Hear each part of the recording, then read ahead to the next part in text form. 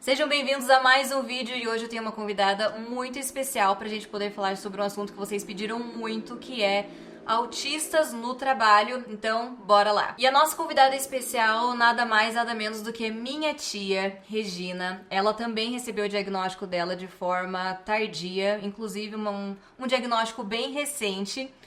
Foi depois que a gente veio pro Brasil e a gente vai contar toda essa experiência aqui pra vocês, mas eu quis trazer ela por toda a experiência em relação ao mercado de trabalho, a estar trabalhando. Ela já trabalhou em diferentes setores e eu acho que a experiência dela vai poder enriquecer muito esse pedido que vocês, né, têm tanto em conhecer um pouco mais, entender um pouco mais sobre o autista dentro do mercado de trabalho. Prazer, meu nome é Regina, né? Acima de tudo, sou tia da Violet, mas hoje eu sou mestre em educação, sou coordenadora pedagógica numa escola de uma rede de educação nacional, tenho formação em pedagogia, em letras, em administração de empresas, sou formada em música pela Yamaha do Japão, onde a Violet foi a minha tradutora na época, com 6 anos de idade, e recebi o diagnóstico tardio, o que clareou a minha visão e me fez entender várias coisas, inclusive essa mudança de segmento, né? Que eu fui lá, estudei música a vida inteira, depois me formei em administração, depois em letras, então é como se eu quisesse ir me descobrindo, eu acho. E aí depois do diagnóstico tudo ficou claro.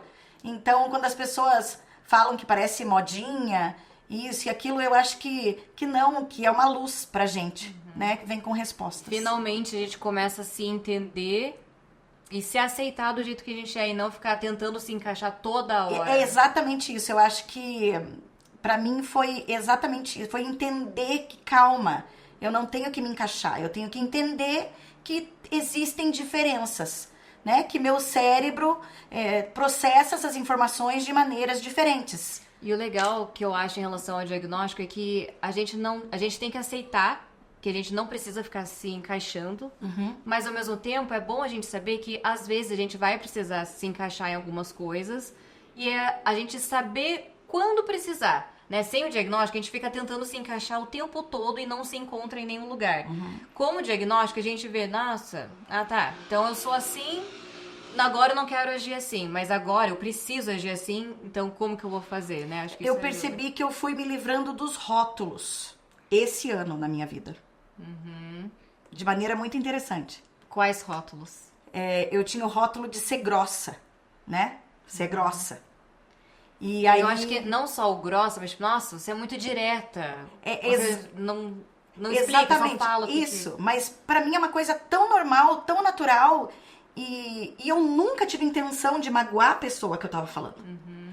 Mas depois do diagnóstico e depois da Summer na minha vida, e pra mim isso foi uma bênção muito grande, eu pude perceber isso. Que é verdade mesmo. Opa, nossa. Então quando a Summer olha pra mim e fala assim, senta ali, eu sento. Não tem nada de estranho. E aí, gente, por mais incrível que pareça, não só no ambiente do trabalho, mas na nossa família a gente foi percebendo esse tipo de coisa. E que não é uma grosseria, que sempre foi classificado como grosseria. Então, é como se na família tivessem os rótulos. Ah, você é grosso e você é o sensível. Não, né? Então, Até é uma maneira... porque na família tem muitas pessoas não diagnosticadas, mas que a gente consegue ver. E, tipo, num geral, a gente é tido assim, nossa, fala muito direto. Nossa, a Violet é grossa. Nossa, a Regina não sei o quê.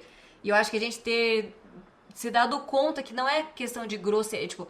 Pode até ser uma grosseria, mas a gente não está querendo ser grosso. Acho que isso que é o importante. E aí você perceber que as pessoas... É por isso que as pessoas entendem. Ah, então é aquilo. A Summer, ela precisa de padrões. Quando ela entende o padrão, ela muda o comportamento. Então, pra gente é a mesma coisa. Então, eu venho de fracassos, vamos dizer assim, tá? Entre aspas. Fracassos profissionais.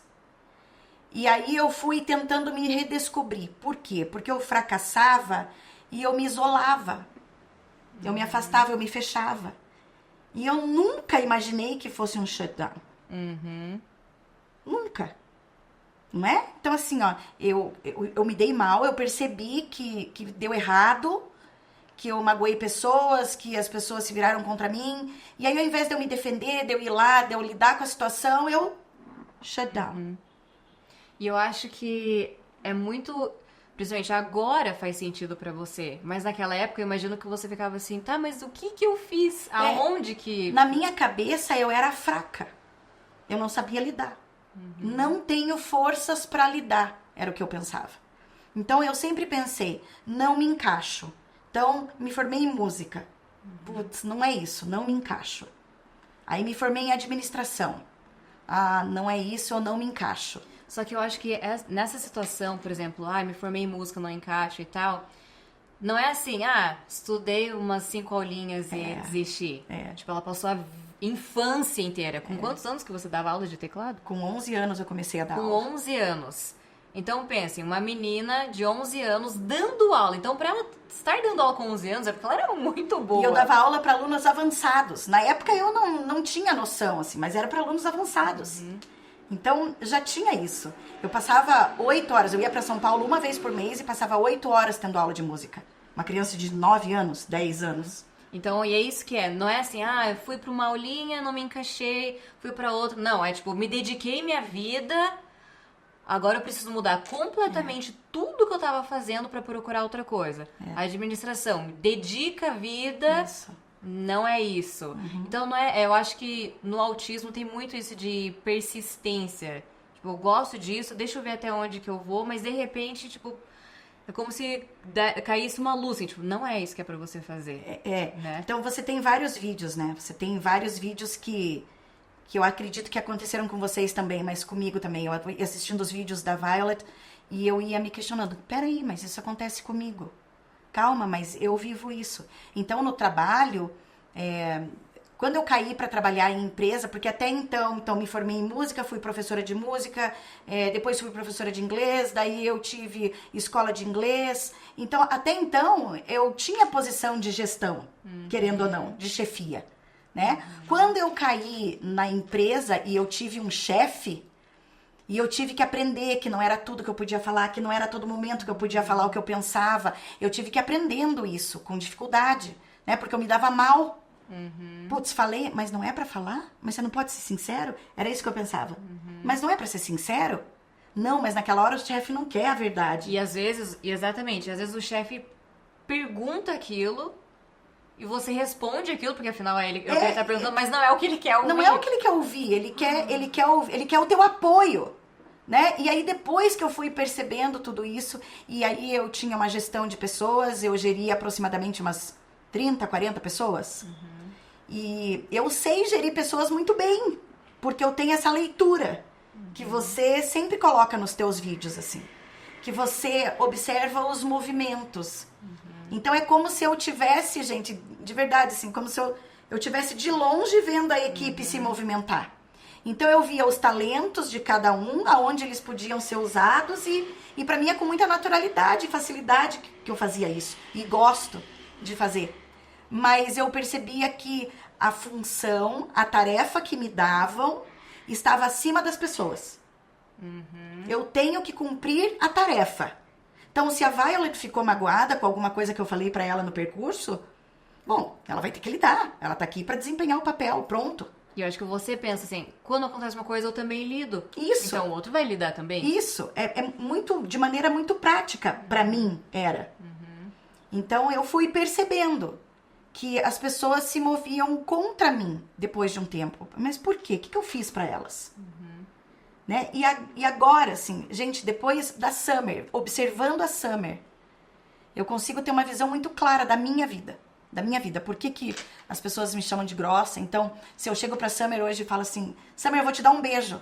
Ela não, você não vai. E ok. E aí, me lembro de uma história que eu contei pra você, que a gente passou por uma situação muito difícil no lugar de trabalho, assim, por um erro, né, de uma companheira. Ela errou e a gente teve que recolher os pais, acolher os pais, dizer pra eles que tinha sido um erro mesmo, os pais estavam muito alterados, a gente ficou nervoso, claro, você fica nervosa naquela hora E aí, no final, quando passou tudo, essa colega de trabalho virou pra mim e falou assim, posso te dar um abraço? É, porque você conseguiu resolver a situação pra ela também, né? Isso. A gente se saiu da situação ali. Eu sei que eu reverti a situação. E no final, quando ela falou, posso te dar um abraço? Eu falei, não. Não. E eu sou obrigada a abraçar? Porque naquele momento, gente, era tanto nervosismo e eu só queria, assim, tipo, não, me dá meu tempo, eu quero estar fora daqui. E não, contato naquele momento, não. E eu acho que pra você também, por exemplo, a pessoa, você conseguiu resolver a situação pra pessoa, mas em você não tava resolvido aquilo ainda. De jeito nenhum, porque eu tava à flor da pele, né? Ufa. Porque lidar com escola, lidar com criança, com perigo, com ameaças. Então, eu tava muito nervosa. Então, pra mim, foi muito natural. E isso foi um ponto que eu acho que é muito legal você relatar, porque na época, a pessoa, e até hoje, né, ficou muito chateada com ela. Ficou brava, começou a falar mal dela pra outras pessoas. Onde já se viu você negar um abraço pra um colega. Então, e eu me remoí com aquilo das pessoas estarem falando mal de mim, assim, tipo, nossa, Regina, que insensível. Foi muito difícil pra mim na época. Só que se ela soubesse do diagnóstico e se outras pessoas ao redor soubessem do diagnóstico, vocês entendem que seria muito mais fácil o entendimento? Por exemplo, ela vai e fala mal, tipo, nossa, Regina, eu fui lá pedir um abraço pra Regina, a Regina disse não. A outra pessoa ia falar, ela é autista, ela não gosta disso, ela não gosta desse tipo de abraço. Ah, tá. Fim. Mas o que acontece? Ai, nossa, é verdade. Eu também teve uma vez que a Regina olhou e falou assim. E daí vai. Aumenta, né? Vai. E aí teve uma outra vez que eu fui grossa com a pessoa, porque tava no meio de um evento, e eu falei, vai. Né? Então tem essas coisas que vão se juntando. E quando eu tive essa oportunidade de observar a Summer, que a Summer faz com a gente exatamente, não quero. Me dá um abraço. E a mesma coisa, alguém vem falar, essa roupa tá boa? Não. Isso. Não é isso que a pessoa quer saber? Não tá. Vai trocar, vai. E o engraçado é que a gente soa muito, assim... Objetivo. Bruto, assim, tipo, na lata. Mas na nossa cabeça a gente tá fazendo o bem. Porque a gente não quer que a pessoa saia feia com aquela roupa. Entendeu? Então, eu acho que... é muito interessante porque, ao mesmo tempo que a gente precisa aprender a lidar, que as pessoas são mais sentimentais, que as pessoas se ofendem e tal... Também seria bom se o outro lado começasse a ver, tipo... Mas eu acho que foi o que eu perguntei. Eu acho que é nisso que tá o teu trabalho de conscientização. Né? O teu trabalho é tão lindo com relação a isso, porque ele faz a gente se ver nas duas posições. Então, eu já me vi na posição, quando a Violet conta, por exemplo, que quando ela era criança e na própria família tinha bullying, eu era uma das que fazia bullying com ela. Né? Então, mas no sentido assim de... Tô brincando, ela não tá. Nossa, é uma brincadeira que eu fiz ali do lado e talvez não sentiu, e uma brincadeira que talvez eu tenha aprendido a reproduzir, porque na sociedade a gente também aprende a reproduzir as brincadeiras. Então eu acho que esse trabalho de conscientização que a Violet faz, e que não é brincadeira, e não é, agora todo mundo tem laudo. Não, gente, não é isso. A gente sempre quer se conhecer, e é tão importante a gente se conhecer quem eu sou. Por sorte, a gente vem de uma família que traz isso. Que o próprio pai da Violet trazia. Primeiro é você saber quem você é. Que em casa ele treinava, você dá essa resposta. Ele dava esse repertório. E hoje eu sei tranquilamente que ele preparou a gente assim porque ele sofreu isso. Porque ele passou pelas mesmas situações. Então ele quis preparar os próximos, assim, ó. Se defenda assim, responda assim. Então é repertório. E eu acho que ele treinou muito a gente nisso, porque durante muito tempo a gente trabalhou junto. Muito assim, ó, aquela pessoa tá olhando assim, significa que ela tá pensando isso. Aí a gente começava a olhar, e daí era livro, e lia artigo, e lia não sei o quê. E aí a gente começou, porque assim, existe uma informação, não sei se é certo ou errado, não, mas muito grande de que as pessoas autistas não conseguem ler os trejeitos das outras pessoas, não conseguem entender fisionomia e tal. Mas acho que a gente começou muito cedo a treinar. Talvez por causa do meu pai, né? Tipo, ó, ele sofreu, ele foi aprendendo nas marras, nas surras da vida o que significava, o que não significava, e ele foi treinando a gente. Tenho certeza. Então a gente cresceu sendo muito observador. E eu acho que isso acontece muito com autistas adultos também, né, diagnosticados. E aí, por vir de uma família oriental, querendo ou não, a gente traz essa cultura, é a cultura do observar muito também. Então é muita disciplina. Sempre foi muito disciplinado, né? Esse negócio de estudar, de não responder, de chegar no horário. Eu tenho um problema com o horário, mas sempre... sempre tinha que chegar no horário. Então, muito regrado. E eu acho que isso fez muito bem pra minha situação de autista na época, ter essas regras. Fez muito bem, mas demorou pra gente desconfiar. Sim. Né? Porque, por exemplo, se vocês pegarem o povo japonês, lá tem muitos autistas. Só que é muito difícil saber, porque a cultura deles é não ficar pegando, não ficar, não me encosta, falar o mínimo, né, o máximo, tipo, só o que é o necessário. Muita regra. Então, tipo, se o trem sai 2:02, é esse horário, não é 2:01 nem 2:03, é 2:02. Né? Então é muito, muito certinho. Então a gente foi treinado assim. E a gente nunca desconfiou, nunca um desconfiou do outro. Eu acho que é diferente. Nada. Eu acho que esse treino e essa disciplina fez com que a gente não saísse do padrão. Então a gente tava na maioria. Não dava pra perceber, essa é uma que tem, vamos dizer assim, um problema. Vamos investigar porque ela tem problema na escola, que eu digo assim, tipo, vai mal na escola. Ou, não, como a gente tava sempre... não tem nenhum amigo. Não, a gente tinha. Tinha. Não éramos populares, mas tinha. No geral, assim, sim, né? Sim, mas porque a gente tinha esse repertório, né? E tinha repertório. A gente tava muito inserido com cultura. Então, a cultura envolve, participa de um recital aqui, participa de um coral ali. Então, isso faz com que você tenha uma vida social maior também. Então, acho que isso também ajudou. Eu acho que a nossa família, eu citei já isso em outros vídeos, a nossa família sempre foi muito musical, teatral. E querendo ou não, a gente, por exemplo, desde pequenininha a gente estava no palco, era uma exposição, então você vai, não que você perca a vergonha, porque, né, mas eu fico imaginando assim, a minha vida sem ter tido essa experiência de estar no palco, de dançar, cantar, tocar, eu acho que eu seria muito mais... eu vejo a Violet gravando os vídeos com tanta naturalidade, e ela faz isso com naturalidade mesmo. Quem conversa com ela pessoalmente vê que ela não tem tanta desenvoltura quanto ela tem nos vídeos.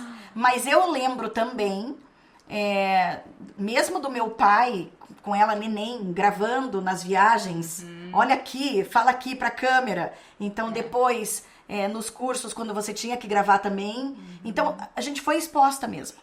E não só disso de teatro, mas a gente sempre deu aula muito cedo. Você com, com o teclado, órgão, depois inglês, eu com inglês, e palestras e discursos em igreja e tal. Então eu acho que meus avós, eles tinham uma escola de instrumentos musicais e de escola de música mesmo. Então eles sempre estavam enfiando todo mundo. Vamos cantar, você vai tocar, você vai fazer isso, você vai fazer aquilo. Então a gente só ia e a gente acabava conhecendo muitas pessoas. Então a gente estava inserido, o que fez com que a gente aprendesse também a mascarar desde muito.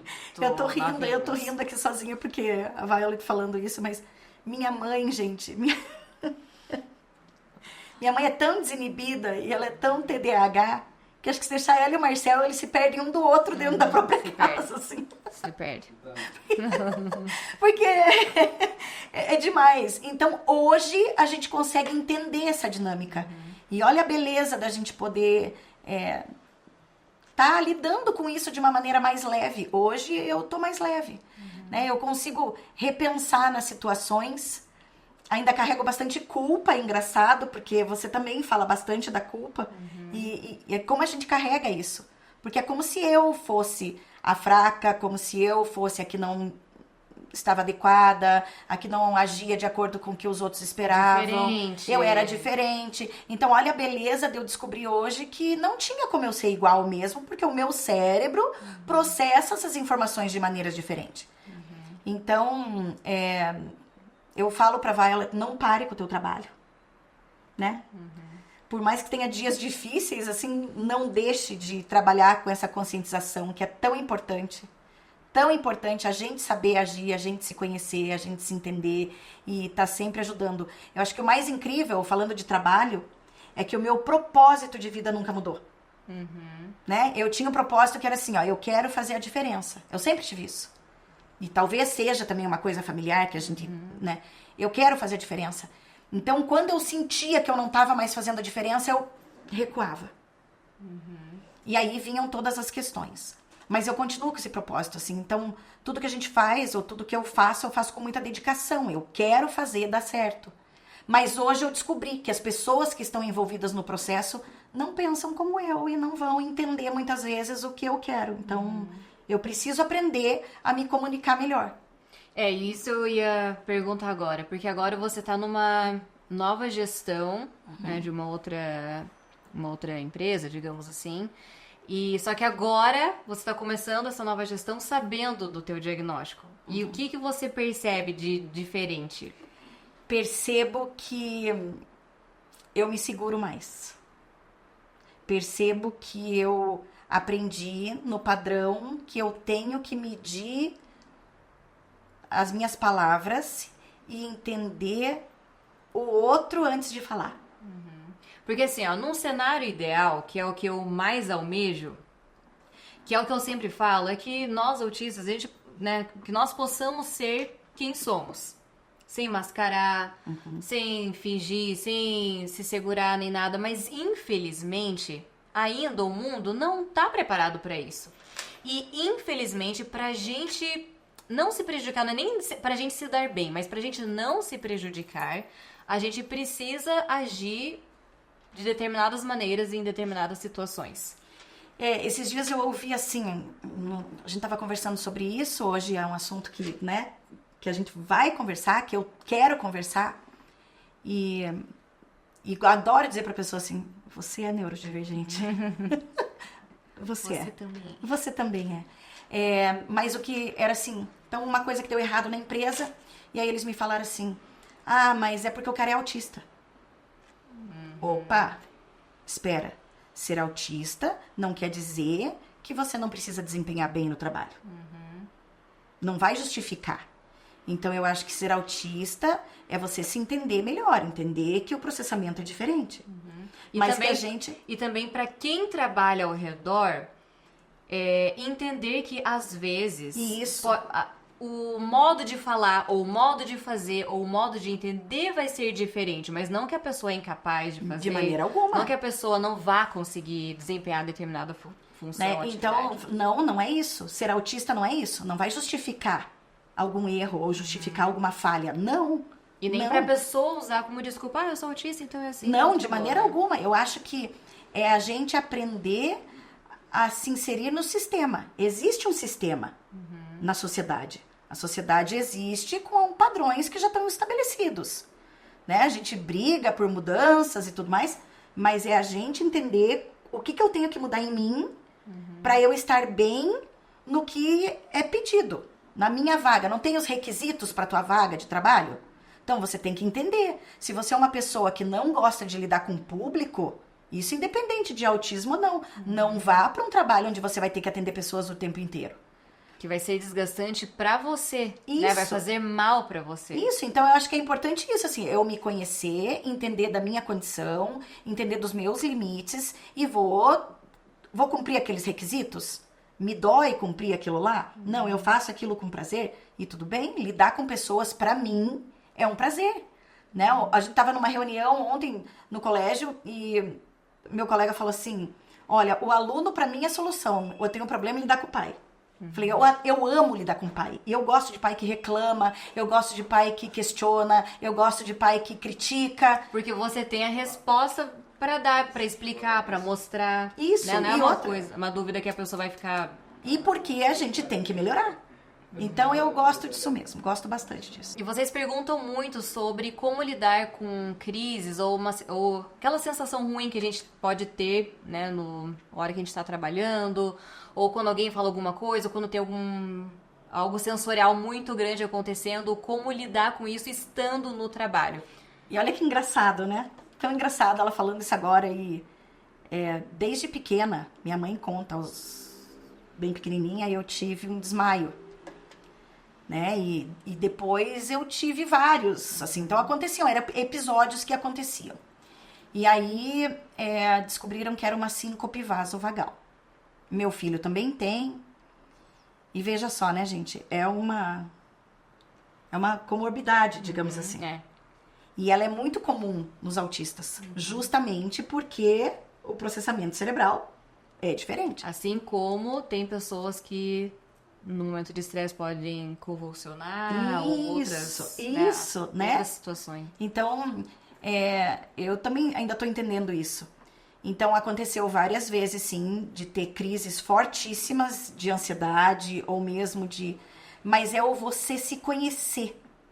Então, por exemplo, se eu estava numa reunião e eu começava a ficar nervosa, eu começava a sentir na ponta dos dedos... Formigar. Eu começava a sentir o formigar na ponta dos dedos. Discretamente eu saía. Vou tomar uma água, vou no banheiro, vou colocar a cabeça no lugar... E para mim é tudo muito racional. Eu tenho que racionalizar tudo que tá acontecendo. Calma, o que foi o gatilho? Por que eu fiquei nervosa? Você conversar com você mesmo, Isso. Né? Então eu vou lá e por que eu fiquei nervosa? Fiquei nervosa porque o líder da equipe falou tal coisa que era mentira. Já sei. E aí naquilo eu... tá bom, então como é que eu vou agir? Então eu racionalizo, isso eu faço com muita frequência. Hoje eu consigo fazer mais rápido. Entendeu? Porque é um treino. Isso, é um treino. Então eu tô na reunião, aconteceu, me deu esse gatilho, calma, tá? A cara não pode mostrar, então olha, eu tenho que racionalizar cada passo, né? Cada passo eu tenho que falar pra mim mesma, assim, não mostre na cara... Respire normal, respire fundo agora, toma um gole d'água, continua, só fica quieta. Vamos deixar rolar. Vamos deixar. Normalmente, pra mim, é o shutdown. E eu acho que nesse caso, eu acho que muitas vezes, por exemplo, digamos que você está numa reunião, você começa a se sentir ansioso, eu acho que muito disso acontece porque a gente vê a injustiça acontecendo, ou alguma mentira. Isso. O querer se aparecer, o puxa-saco, o puxa-tapete, né? Você vê esses movimentos. Então, eu sempre dizia assim no meu lugar de trabalho, poxa, você tá mentindo na minha cara. Você tem coragem de mentir pra mim, né? E como é que eu vou provar? Eu não tenho como provar. Então, você fez esse vídeo, assim, da subjetividade. E pra mim aquilo é verdade. Então, eu sei. E daí, como é que ele tá vindo na minha direção, a pessoa tá vindo na minha direção, desvia o olhar pra não me olhar. É claro que essa pessoa tem uma coisa contra mim. E aí é um treino mesmo, a gente faz esse treino, porque eu acho que o autista, ele vem sendo treinado nos seus comportamentos, né? Pra ele se adequar, porque, querendo ou não, gente, o mundo das ideias é tão mais legal. E assim, as pessoas falam, porque autista não mente. E não é que... Eu acho que é o contrário. Não é que o autista não mente. O autista é verdadeiro. Entendeu? Ele pode mentir. Existem muitos autistas que vão mentir. Não é uma coisa... Mas eles são... Nós somos verdadeiros. Então, por exemplo, a gente vê que a pessoa não tá... Que a pessoa não gosta da gente e ela tá sendo falsa. E... Ai, querida, linda... Mas a gente pensa, nossa, mas eu sei que ela não gosta de mim. Por que ela tá agindo assim? E a gente não consegue retribuir aquele nhenhenhenhê. Daí a gente fica com aquela cara assim... Daí as pessoas, nossa, mas você não vai nem... E como que a gente vai explicar pra pessoa que a gente sabe que ela não gosta? Só por sentir, perceber, é muito difícil mesmo. É difícil você deixar passar, pra mim, né? Pra mim. Por exemplo, pra mim é muito difícil eu conhecer uma pessoa e saber de alguma coisa que ela faz, que eu sou contra, e aí eu ver ela como profissional e eu dizer, ele é um bom profissional. Não consigo separar. Eu não consigo separar. É como a Summer escolhe as pessoas que ela quer. Ela escolhe com quem ela quer ir, aonde ela quer sentar, o tempo que ela quer ir. E a gente tem que aprender a se respeitar nisso também. Não é porque a gente é adulto que a gente vai se permitir. Mas eu preciso contar pra vocês também que a gente fala do shutdown, mas quando eu tenho meltdowns é uma também coisa... tem os meltdowns. A gente tá rindo, mas na hora a gente chora. Né? Porque no trabalho, várias vezes, eu também. E daí você, por exemplo, quando eu tenho situações assim, em público, eu sempre procuro um banheiro. Tanto é que eu chego num lugar, primeira coisa que eu vou fazer é, onde tá o banheiro? Ah, tá ali. Se eu precisar, é só eu correr. E é o que eu consigo dar de dicas, assim, pras pessoas. Tá, eu começo a chorar, preciso colocar pra fora. O que eu faço? Você vai no banheiro também ou você chora ali mesmo? Eu grito, né? Eu grito. Mas não é grito de ah! Não, é grito de correção. Então, por exemplo, se a gente tá num evento, tá tudo dando errado e tem uma pessoa parada de braço cruzado, eu vou sem nem pensar, assim. E naquela hora você não tá vendo que tá dando tudo errado.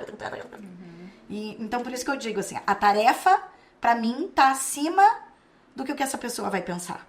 Né? Pra mim, como que ela não tá vendo que tá dando tudo errado e que ela pode ajudar.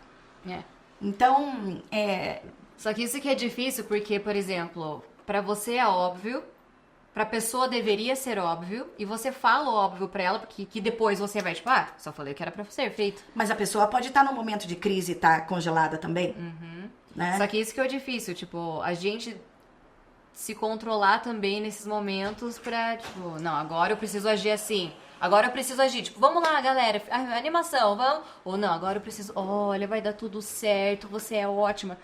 Então a gente tem que aprender, tipo, tá, qual dos momentos que eu preciso agir? Por isso que eu realmente acho que é treino, vivência e padrão. Querendo ou não, é um padrão. Eu preciso aprender as coisas. Eu tenho momentos que eu congelo. E a pessoa vai dizer, nossa, tá parada ali sem fazer nada. Mas eu tô observando. E a tua cabeça tá a 1000 por hora, eu tô me culpando e eu tô observando tudo pra entender qual é a ação que eu tenho que tomar. Então, eu acho que acima de tudo, se conhecer. E pra mim isso foi libertador, assim, saber da minha personalidade, não tiro essas importâncias dos traços de personalidade junto, né? E o quanto que o autismo vai reforçar isso, mas se todo mundo tiver consciente que o viver em sociedade é uma troca de respeito, já é um passo maravilhoso, e eu sei que esse trabalho vocês têm feito. Então é isso, pessoal. Deixa aqui nos comentários o que vocês acharam, se vocês têm alguma outra dúvida. Deixa aqui também se vocês querem que a minha tia participe aqui nos nossos vídeos de novo. Não se esqueçam de se inscrever no nosso canal e até o próximo vídeo. Tchau! Tchau, tchau!